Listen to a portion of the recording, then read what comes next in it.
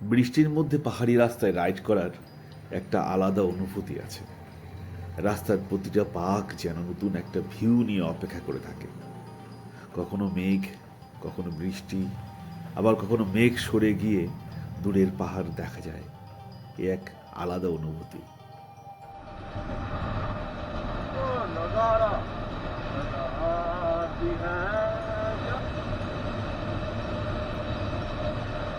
বৃষ্টিতে বাইক চালানো একটু রিস্কি হলেও ভেজা রাস্তা, অ্যাডভেঞ্চার আর প্রাকৃতিক সৌন্দর্য সব মিলিয়ে এটা শুধু একটা রাইড নয়, একটা ইমোশন।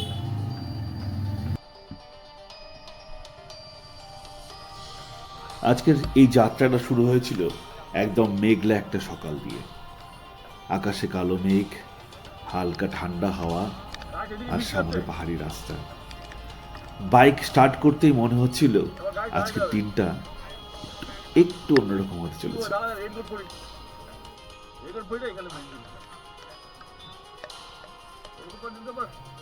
আর ঠিক বলতে বলতেই বৃষ্টির দেখা। খুব একটা ধুম বৃষ্টি তাও নয়, তবে রেইনকোট পরতেই হচ্ছে। তাই আর উপায় কি, অগত্যা রেইনকোট পরে ফেলা, জুতোগুলো চেঞ্জ করে নেওয়া।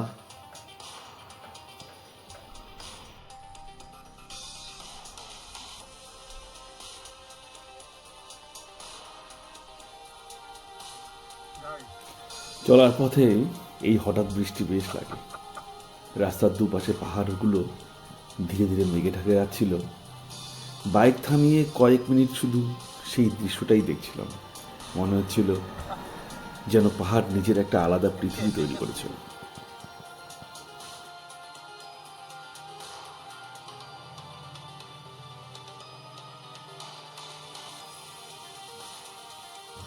বৃষ্টির মধ্যে রেইনকোট পরে বাইক চালানোর আলাদা একটা মজাও আছে। ভেজা রাস্তা, ঠান্ডা বাতাস, পাহাড়ি বাঁক আর বৃষ্টির শব্দ সব মিলিয়ে পুরো অ্যাডভেঞ্চার। যাই হোক, শহরের কোলাহল পেছনে ফেলে ধীরে ধীরে পৌঁছে গেলাম গরুর বাথানের দিকে। এখন অবশ্য পৌঁছয়নি, তবে বৃষ্টি পড়ছে। বৃষ্টি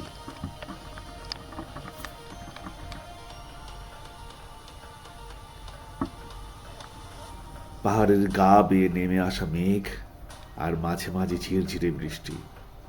বৃষ্টির ফোঁটা, হেলমেটে পড়ার শব্দ আর পাহাড়ি রাস্তার নিস্তব্ধতা, এই অনুভূতি ক্যামেরায় পুরোটা ধরা যায় না।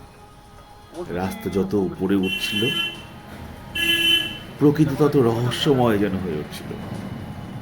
কখনো ঝেড়ে বৃষ্টি, কখনো নেই, আবার কখনো একটা হালকা বাতাস যেন শুয়ে যাচ্ছিল।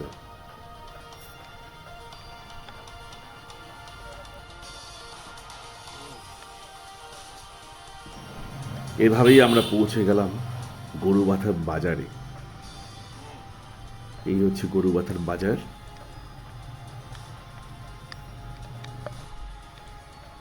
মন্দ লাগছে না বৃষ্টিতে ভিজতে। আমাদের এখান থেকে খুব সম্ভবত বাঁ দিকে টার্ন নিতে হবে। চলুন দেখি।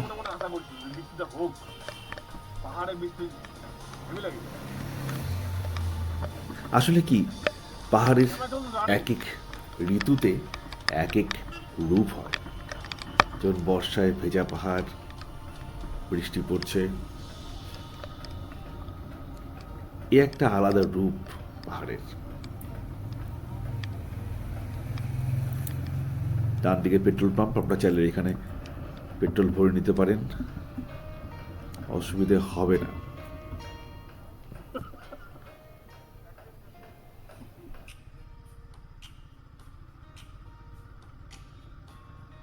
এই ফাঁকে বলে নিই, এনজিপি থেকে গরুবাথান যাওয়ার সবচেয়ে সুবিধাজনক উপায় হলো গাড়ি ভাড়া করা বা শেয়ার জিপে যাওয়া। এনজিপি থেকে প্রায় 55 থেকে 65 কিমি দূরে অবস্থিত এই গরুবাথান। সময় লাগবে 2 থেকে 2.5 ঘন্টা। গাজলডোবা বা মালবাজার হয়ে ডামডিং, সেখান থেকে গরুবাথান। আর একটু উপরে উঠে গেলেই আপার ভাগ্য, যেটা আজকে আমাদের ডেস্টিনেশন।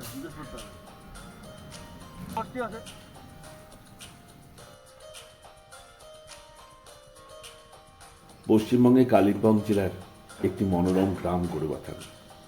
বিস্তীর্ণ চা বাগান, জেল নদী এবং পাশেই রয়েছে নায়োরা ভ্যালি ন্যাশনাল পার্ক।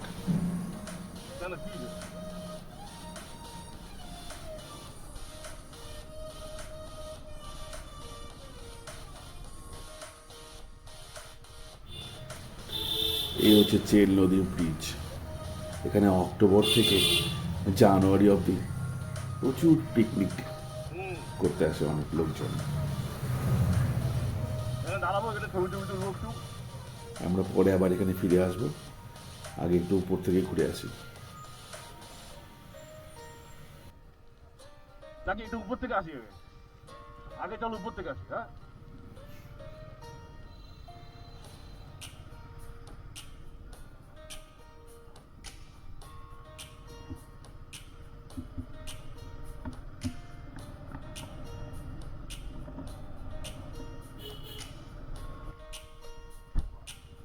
ঝান্ডি প্লেগ্রাউন্ড।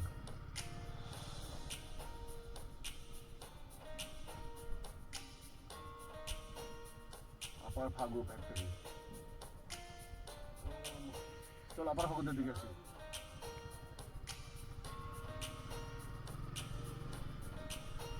ওই ওই ওই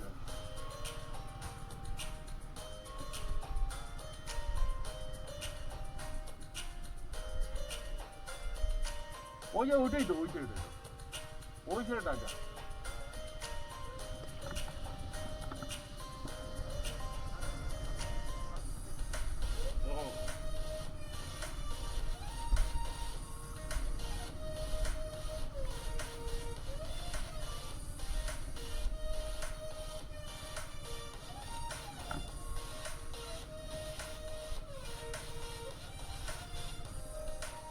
এই যাওয়ার পথেই পরিবেশ সুন্দর, ছবিটা তুলি নাকি? যার সৌন্দর্য এইটা আপনাকে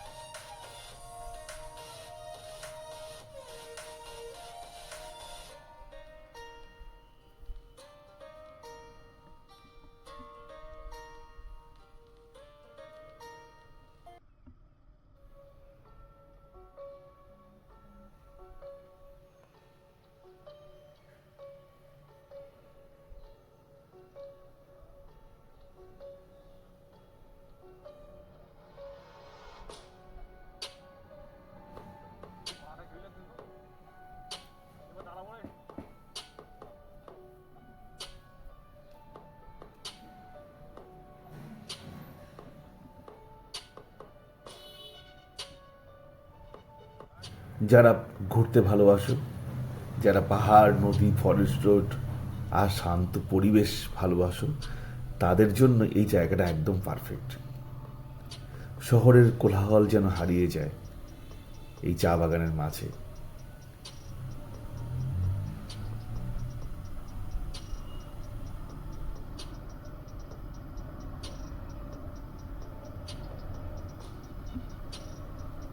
বর্ষাকালে গরুবাথানের সৌন্দর্যের জন্য আরও বেড়ে যায়।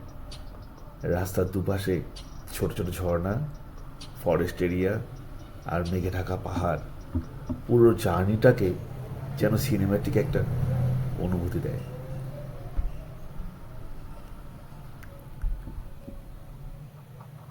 সত্যি বলতে কি, এরকম একটা জায়গা থেকে, এরকম একটা পরিবেশ থেকে ফিরে যেতে কার ইচ্ছে করে বলুন তো? তবুও ফিরতে তো হবেই। তাই এবার ফিরে যাচ্ছি, আবার আসবো এই প্রতিশ্রুতি দিয়ে।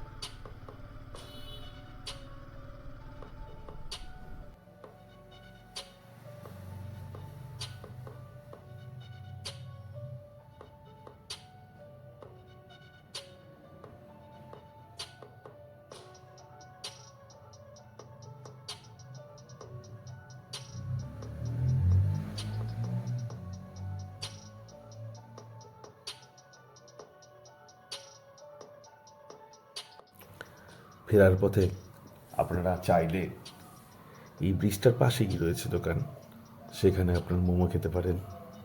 আমরা এখানে দাঁড়িয়েছিলাম কিছুক্ষণ, অসাধারণ টেস্ট।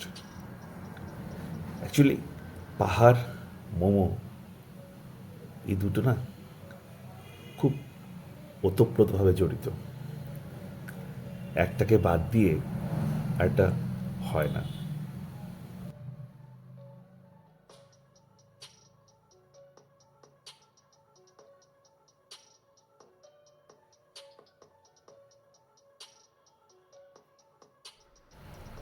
যাওয়ার সময় বলেছিলাম ফেরার পথে একটু দাঁড়াবো এই জেল ব্রিজটার এখানটায়। এই দেখুন এত সুন্দর জায়গা। চলুন ফিরে যাই।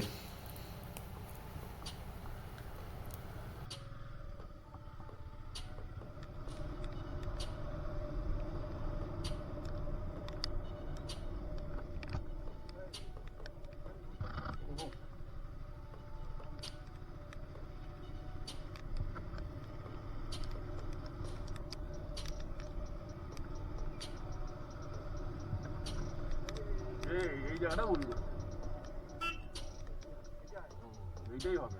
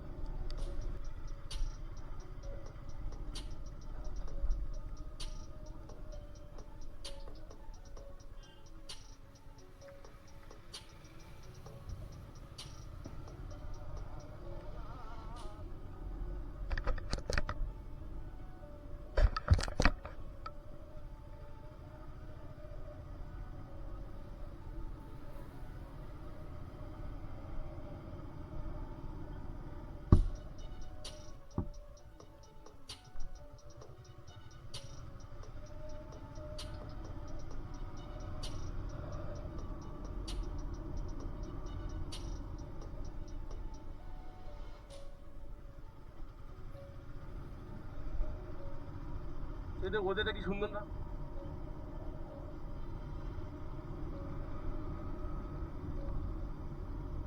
আবার বৃষ্টি রে।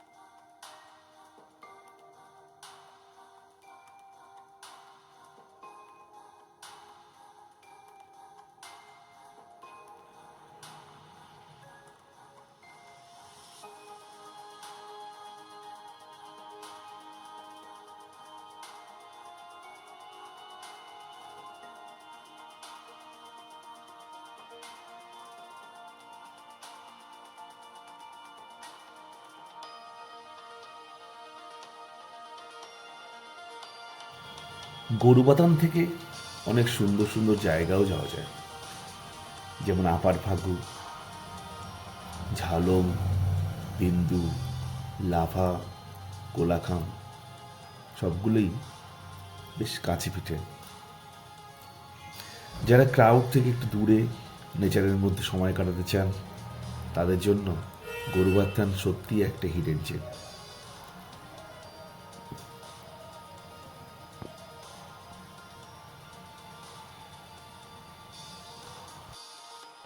অনেক সময় বড় কোনো ডেস্টিনেশন নয়, রাস্তার ছোট ছোট মুহূর্তগুলোই পুরো যাত্রাটাকে স্পেশাল করে তোলে। ভিডিওটা ভালো লাগলে অবশ্যই লাইক, শেয়ার আর সাবস্ক্রাইব করবেন।